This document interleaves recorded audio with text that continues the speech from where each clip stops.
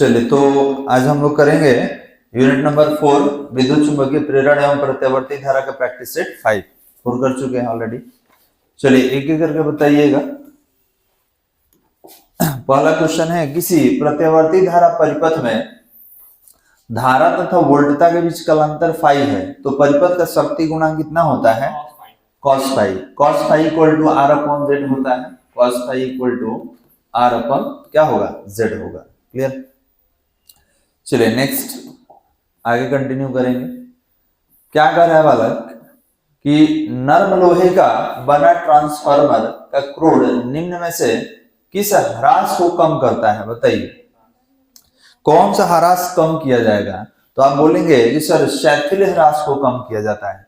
ठीक है, शैथिल, इसको हिस्टेरिसिस लॉस कहा जाता है, इसको कम करेगा।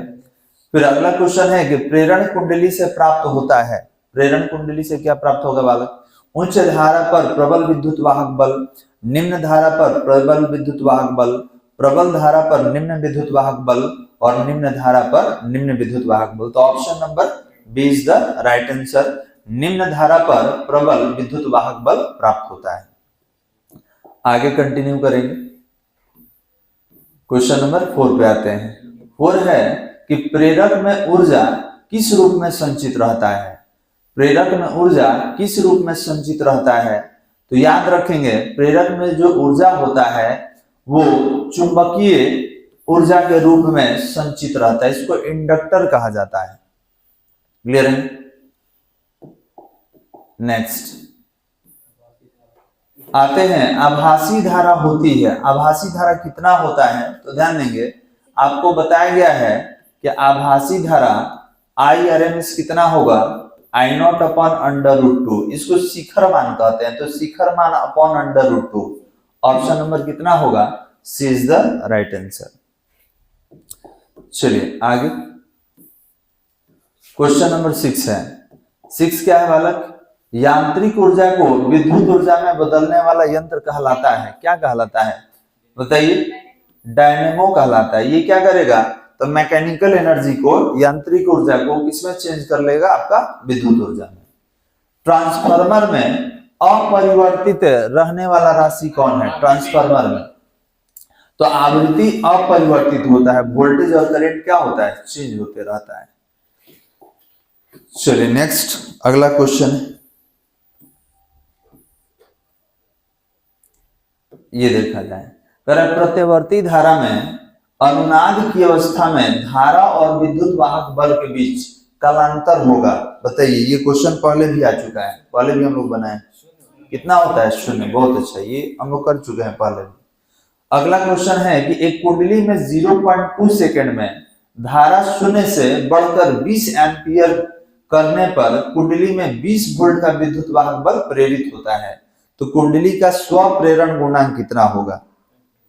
तो हम लोग स्व प्रेरण गुणांक, अन्योन्य प्रेरण गुणांक पढ़ चुके हैं। तो इसके लिए अगर ऑप्शन का बात करें हम लोग, तो ऑप्शन ये होगा आपका 0.2 हेनरी होगा। लेकिन कैसे होगा अब इसको थोड़ा सा देखना होगा। तो ध्यान देंगे, विद्युत वाहक बल एप्टा equal to -L into DI upon DT। ठीक है, वो फैराडे में अब चलेगा। तो इतना हो गया। अब हमसे क्या पूछा है? स्व प्रेरण गुणांक, ये L पूछा है। तो जब L निकालेंगे, एक चीज और, मैग्नीट्यूड में निगेटिव नहीं लेते हैं। मैग्नीट्यूड निगेटिव नहीं लेते हैं तो आप केवल पॉजिटिव लेके सॉल्व करेंगे। तो L इक्वल टू कितना होगा? तो एप्टा इंटू DT अपॉन DI। अब देखिए L इक्वल टू एप्टा दिया हुआ है, कितना है इसका? 20 वोल्ट है। इसके बाद टाइम कितना है? 0.2 सेकेंड है। और DI कितना है? चेंज इन करंट 20 है। तो 20 से 20 कैंसिल हो गया, तो यहाँ कितना बच गया? 0.2। और इसका यूनिट क्या होता है? हेनरी होता है। तो option number B is the right answer. चलिए नेक्स्ट है, प्रत्यावर्ती धारा परिपथ में एक एमीटर का पाठ्यांक 5 एम्पियर है तो परिपथ में धारा का अधिकतम मान होगा। बताइए कितना होगा? तो ध्यान देंगे, इसको हम लोग IRMS बोलते हैं। ठीक है, तो आपसे पूछ रहा है कि शिखर मान बताइए, तो बहुत इजी है वाला। अगर IRMS लिखा जाए तो ये होगा I not upon under root two. तो जब आई नॉट निकालिएगा तो कितना होगा under root two into I R M S, और इसका वैल्यू ये अंडर रूट टू है, आई आर एम एस दिया हुआ है 5, तो 5 अंडर रूट टू कहाँ है बालक, कौन सा option, option number C. Clear है? आते हैं अगले क्वेश्चन में। ये बताइए 11 नंबर बताइए, शुद्ध प्रेरकीय परिपथ में शक्ति गुणांक का मान कितना होता है, कितना होगा, तो 0 होगा। बहुत अच्छा। अगला क्वेश्चन ये बताइए वाला काम कौन सा होगा, बताइए कौन सा बोले हैं, ठीक है, तो ये होगा, ये बी होगा बालक। बहुत अच्छा। कह रहा है प्रेरकत्व अधिक है तथा प्रतिरोध क्या होता है, नगण्य होता है। किसके लिए बालक, तो चो की कुंडली के लिए।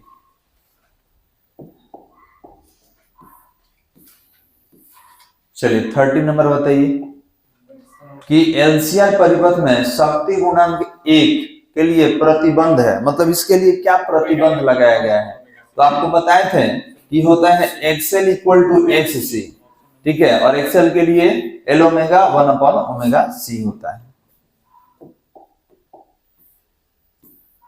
ये बताइए ट्रांसफार्मर की क्रोड पटलित, पटलित मतलब परतदार होता है, क्यों होता है बताइए, इसका क्या कारण है। तो आप बोलेंगे ताकि क्रोड में भंवर धाराओं के कारण ऊर्जा ध्वनि कम हो। याद रखेंगे ट्रांसफार्मर में एक साउंड आता है जिसको हमिंग साउंड कहा जाता है, ठीक है, तो उसको कम करने के लिए हम लोग क्रोड को परतदार कर देते हैं जिसको पटलित कहा जाता है। ये तो क्वेश्चन बहुत बार हम लोग कर चुके हैं, ठीक है। ये समीकरण दिया है, इसमें आवृत्ति पूछ रहा है, तो देखिए आई इक्वल टू होता है आई नॉट साइन ओमेगा टी। तो आप इस ओमेगा को कंपेयर करा दीजिए किससे, तो 100 पाई से। तो ओमेगा इक्वल टू हो जाएगा 100 पाई, ये ओमेगा होता है 2 पाई इंटू आवृत्ति, और ये 100 पाई, पाई से पाई कट गया, तो आवृत्ति कितना हो जाएगा 100 अपॉन 2 कितना 50 हर्ट्ज। क्लियर है? इसमें कौन सा होगा, ऑप्शन बी होगा, ठीक है। चलिए अगला क्वेश्चन है तप्त तार आमीटर में क्या होता है, बताइए क्या होगा। तो आप बोलेंगे विक्षेप धारा के वर्ग के अनुक्रमानुपाती होता है। अनुक्रमानुपाती को समानुपाती भी कहा जाता है।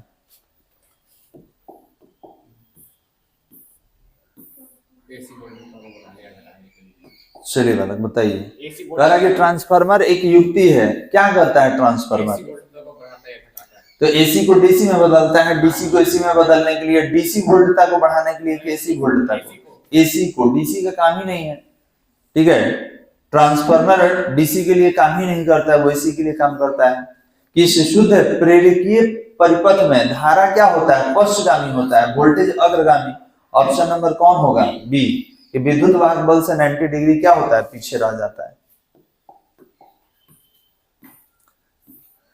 चलिए ये बताया जाए एलआर परिपथ की प्रतिबाधा कितना होता है, तो ये होता है under root R square plus L square omega square. किसी प्रत्यावर्ती धारा परिपथ में शक्ति गुणांक अधिकतम होता है जब, शक्ति गुणांक अधिकतम कब होगा, कितना पर अधिकतम होगा। तो याद रखेंगे कि हम लोग पढ़े थे कि आर परिपथ में पावर का लॉस होता है, आर परिपथ में तो कौन सा होगा, केवल प्रतिरोध युक्त हो, ठीक है। तो याद रखेंगे अगर कहा जाए शक्ति गुणांक अधिकतम चाहिए, तो शक्ति गुणांक अधिकतम किसके लिए होगा, तो प्रतिरोध युक्त परिपथ के लिए होता है।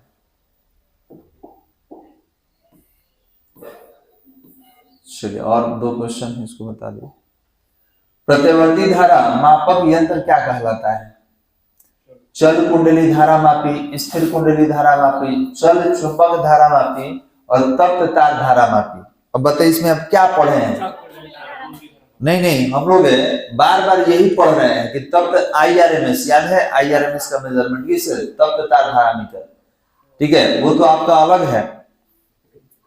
नेक्स्ट और बताइए 22 नंबर कि किसी प्रत्यावर्ती धारा परिपथ में वोल्टेज और धारा आई, धारा है देखिए यहाँ पे, धारा आई हो तो शक्ति क्षय होता है, तो कर चुके हैं किस पर, तो वोल्टेज तथा करंट के बीच कला मतलब कोण पर कोण पर निर्भर करता है, ये बता दीजिए बालक। कितना होगा इसमें? तो क्या कर रहा है, श्रेणी अनुनाद एलसी परिपथ में अनुनाद की स्थिति में परिपथ में प्रवाहित धारा होती है। याद कीजिए सबसे लास्ट में यही पढ़ाया गया था एलसी, ठीक है। तो इसमें क्या होगा, अनंत हो जाएगा, ठीक है। ये एलसीआर नहीं है, एलसी है, याद रखिएगा। तो बस यहीं पे इसको समाप्त करते हैं, बाकी अगले वीडियो में।